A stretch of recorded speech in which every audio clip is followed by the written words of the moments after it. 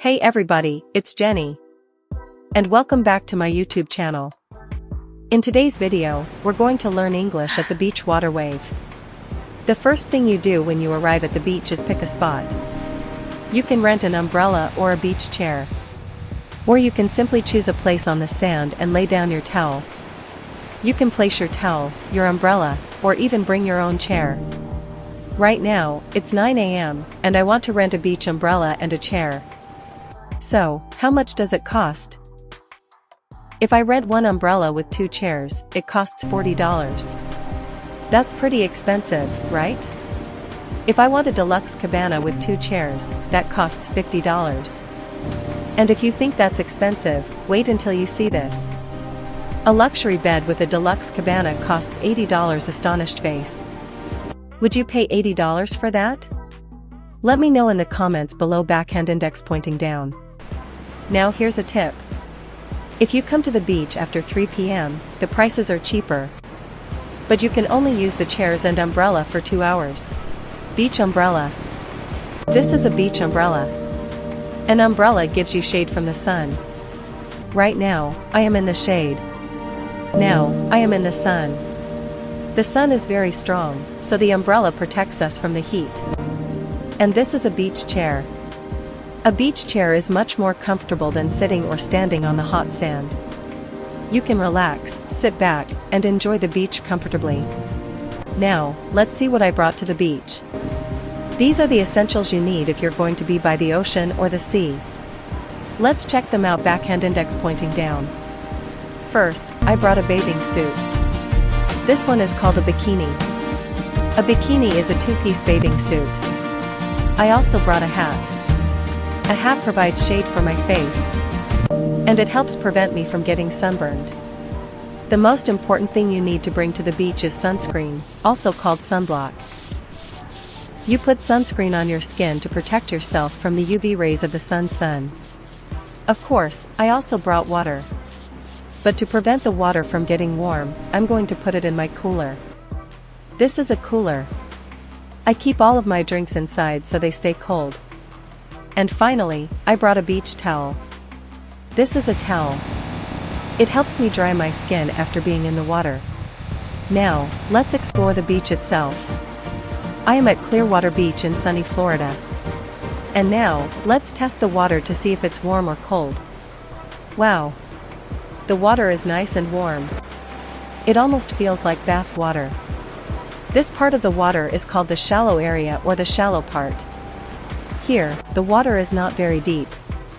But if I keep walking further out, that area is called the deep end. If you don't know how to swim, you can use an inflatable tube. Or you can call it a floaty, like the kid over there is using. If you are a small child, maybe 2 to 4 years old, you might wear floaties on both arms. That helps you float in the water. Since I already know how to swim, I don't need to use floaties. This part of the beach, where the water meets the sand, is called the shore. But if I keep walking away from the water, I'll start walking on seashells. Yes, these are seashells. And they are a little uncomfortable to walk on. Talking about seashells. Do you know this famous English tongue twister? Sally sells seashells by the seashore. Let's say it together. Sally sells seashells by the seashore. Sally sells seashells by the seashore. Sally sells seashells by the seashore. It's not easy, right? Now, what's the difference between an ocean and a sea? An ocean is a very large body of salt water, like the Atlantic Ocean. A sea is also a large body of salt water, but it is usually surrounded by land, like the Mediterranean Sea. Right now, I'm at Clearwater Beach. This beach is located on the Gulf of Mexico, which is part of the larger Atlantic Ocean. Sometimes, you may hear people use different names when talking about places. But I personally still like to call it the Gulf of Mexico, because that's what I grew up calling it. What about you? What would you call it, the Gulf of Mexico or something else?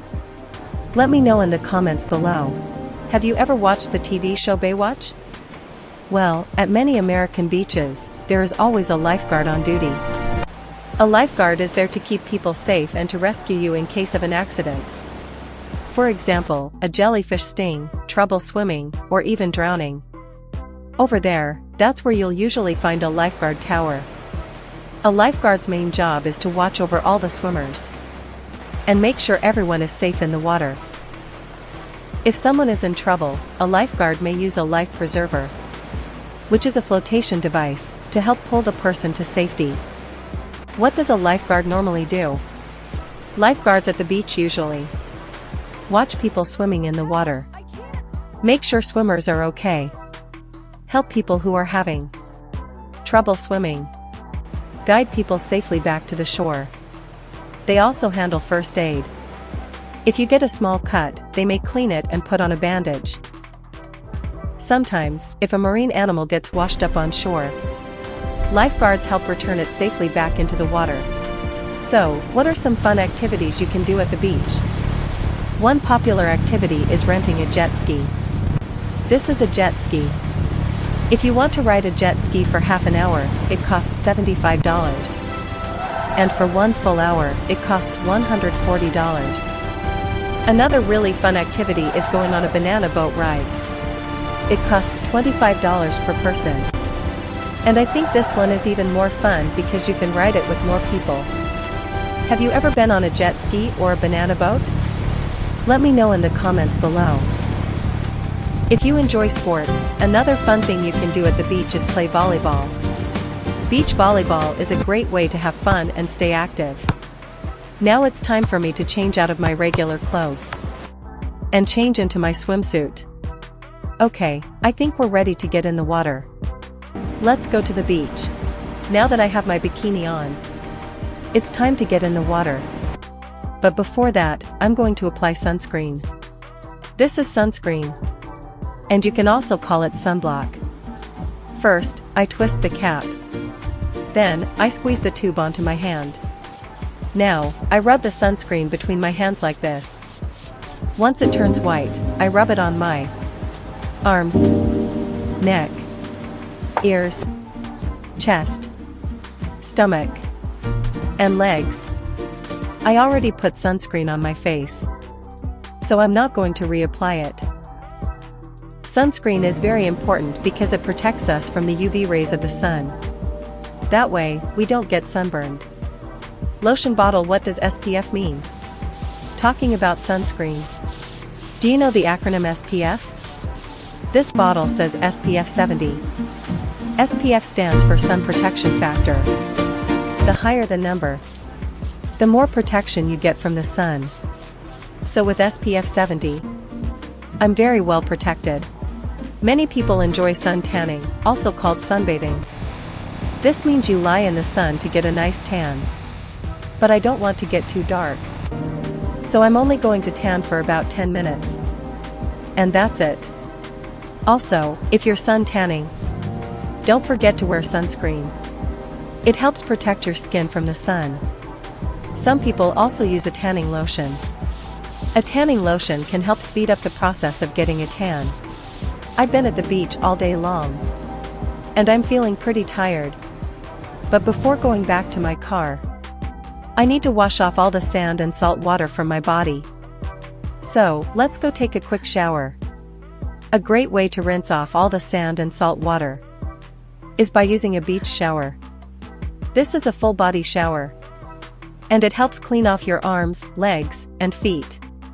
Now that I've rinsed off my feet, I think it's time to go home. Okay, everybody, that's all for today's video. I hope you guys enjoyed it. Let me know in the comments if you've ever visited this beach in Florida called Clearwater Beach. If you enjoyed the video, go ahead and give it a like and subscribe to the channel. I'll see you guys next week. Bye.